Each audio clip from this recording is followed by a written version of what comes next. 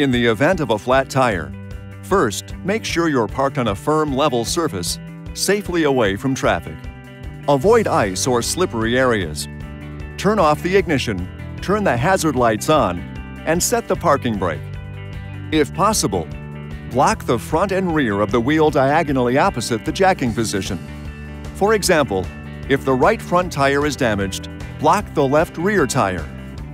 You'll find the jack tools, spare tire, and laminated instruction sheet underneath the load floor in the rear cargo area.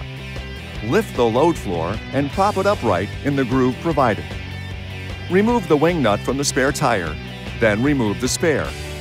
Remove the jack tools stowed below the spare itself. Now loosen, but do not remove the wheel bolts, one turn counterclockwise with the wheel still on the ground. Place the jack under the jacking location closest to the flat tire. An arrow-shaped indentation should indicate the saddle cutout. Center the jack saddle inside the cutout. Do not raise the vehicle until you are sure the jack is fully engaged. Once it's engaged, turn the jack screw clockwise and raise the vehicle until the tire just clears the surface with enough room to install the spare tire. Remember, minimum tire lift provides maximum stability. Okay, now go ahead and remove the wheel bolts and wheel. Remove the alignment pin from the jack assembly and thread the pin into the wheel hub to assist in mounting the spare tire. Mount the spare tire on the vehicle with the valve stem facing out. Damage could occur if the spare tire is mounted incorrectly. Next, reinstall the wheel bolts and lightly tighten them clockwise.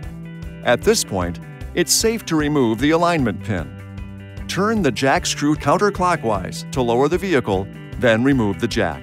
Once on the ground, tighten the wheel bolts.